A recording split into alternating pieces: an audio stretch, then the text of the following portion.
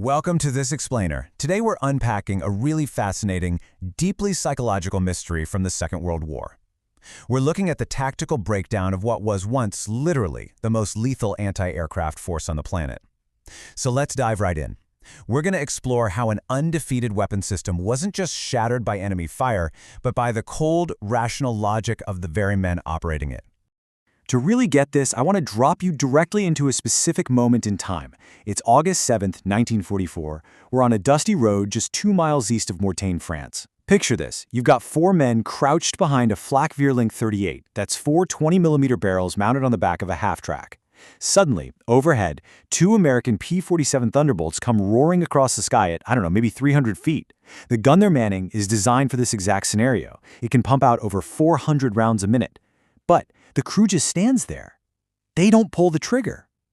Why on earth would an elite anti-aircraft crew refuse to fire at the enemy when they had the absolute perfect shot? Well, the answer to that question reveals a pretty terrifying paradox. You see, just down the road, another crew actually does open fire. Their tracers light up the sky, but the lead Thunderbolt, it simply rolls over and comes right back down that stream of fire. 8 heavy machine guns converge on the gun position, and that crew is dead before their magazine even runs dry. But those 4 men who stayed quiet, the guys who betrayed literally every hour of military training they'd ever received, they survived. By 1944, firing your weapon to defend yourself had become the absolute fastest way to die. Now, to understand how they reached this impossible, mind-bending choice, we have to look at how the entire nature of the air war changed. Part 1. Unchaining the Fighters, the Tactical Shift of 1944. Let's rewind just 6 months from that day in August to see the systemic changes that laid the groundwork for this massive psychological collapse. In 1943, the German Flak arm was winning what was basically a mathematical war. American bombers came in way up at 25,000 feet. They were slow, predictable, locked onto their bomb runs. The German gunners just calculated the altitude, set a time fuse, and boom, let the shrapnel do the work. It was cold, industrial killing.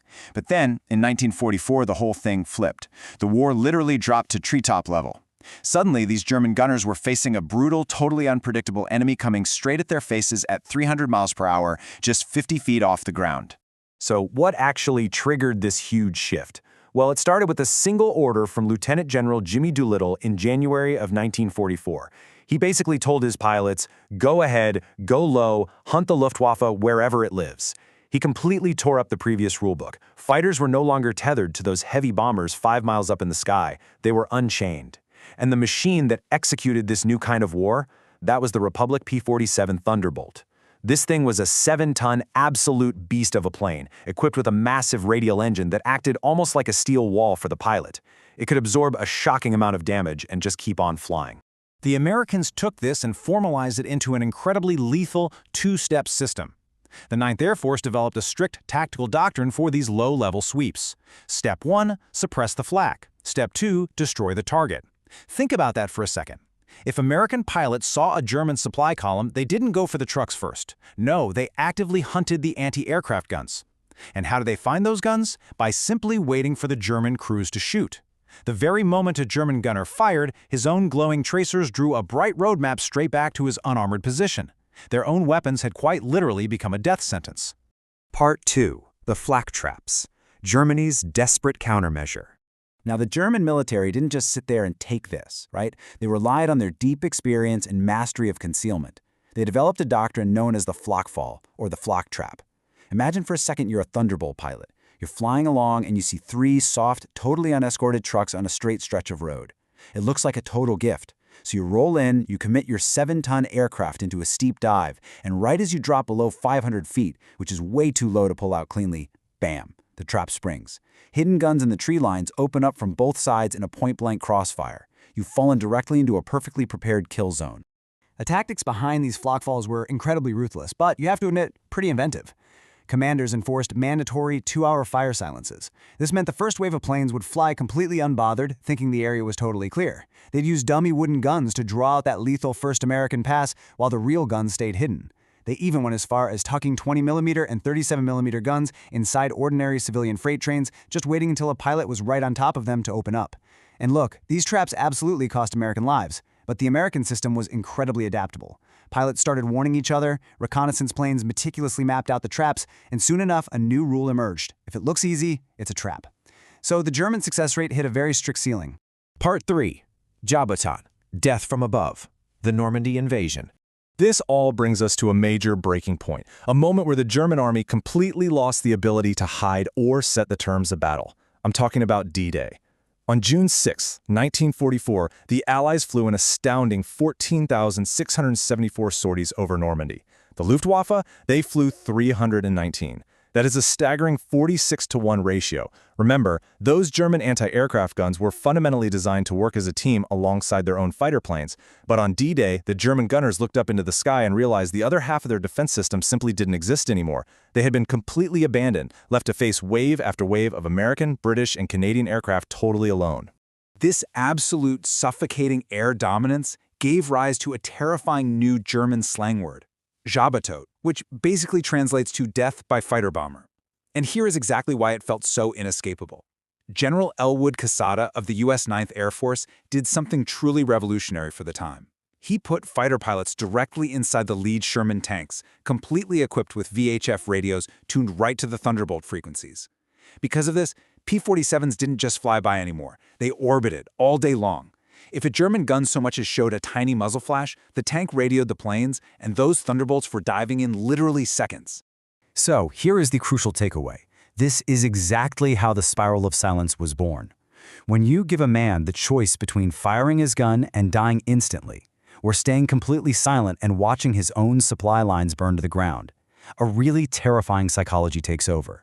It's this dark, fascinating reminder that even the strictest military discipline absolutely cannot override basic human logic. Think about it. A crew fires, and a P-47 destroys them. The neighboring crews hear this happening, they see the destruction, and the next time the planes appear, they hesitate, they hide. And because they hide, the American planes can fly lower and slower. That makes the Americans even more accurate, which completely guarantees that the next crew that tries to shoot will be killed even faster. Pure, rational self-preservation essentially began strangling the flak arm from the inside out.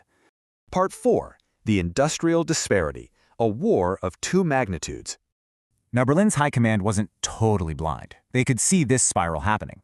Reports were just flooding in of fully intact guns found totally abandoned. So what did they do? They tried to build a physical fix to a psychological problem. They created the Flakpanzer, an anti-aircraft gun mounted inside an armored tank hull to try and protect the crew. But here's the catch. The total number of all Flakpanzer variants Germany produced for the entire war was just 550. They simply couldn't build more.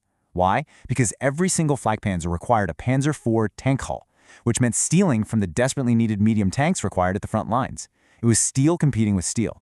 Now, I want you to contrast that number with the American side. Over 15,000. That's the number of American P-47 Thunderbolts that rolled off the assembly lines. The disparity here is just absolutely overwhelming. Make no mistake about it, folks, this was no longer a tactical contest between soldiers on a battlefield.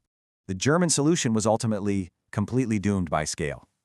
On one hand, you have Germany hand-assembling these armored Flakpanzers in a small shed in Silesia, using individual technicians. They were desperately trying to build armor to protect flesh and blood men. America, meanwhile, they had solved the survival problem at the industrial level. They were mass-producing replacement aircraft in a massive Long Island factory running 3 continuous shifts. If a P-47 went down today, a brand new one was being unboxed at the depot by tomorrow morning. It was a brutal collision of 2 entirely different industrial realities. And frankly, Germany was completely out of time. Part 5. The Final Collapse. The breaking of an army. Okay, let's return to the climax of our story in August 1944, where all this terrible arithmetic became a horrifying physical reality. Hitler had just ordered a desperate counterattack at Mortain to try and cut the Allied lines. He promised his advancing columns air support from 300 Luftwaffe fighters. But on August 7th, when the thick morning fog finally burned off, those fighters never showed up. Instead, the skies were practically black with American Thunderbolts and British Typhoons. The German armored and flak forces were completely squeezed onto open, exposed roads with zero cover, jammed together nose to tail. The aftermath of this was genuinely chilling. When Allied troops finally walked the roads of the Falaise Pocket a few days later, they found a corridor of absolute, unimaginable destruction. But nestled among the burned-out wrecks, they found something else that was really strange. Perfectly intact anti-aircraft weapons. Full ammunition boxes were stacked neatly right beside them. The mechanical parts were clean. The men operating them had simply walked away. They had finally realized that their shield had become a coffin. Doing their duty was no longer combat, it was just an execution. They did the math, and they chose to live. What was left of the highly trained Flak Corps was essentially destroyed or captured right there in that pocket. And the replacements that were sent in for the final bloody months of the war, well, they were a tragedy all in themselves. We're talking about 15 and 16-year-old schoolboys, factory workers who had maybe days of training, foreign laborers, and even prisoners of war literally forced behind the guns.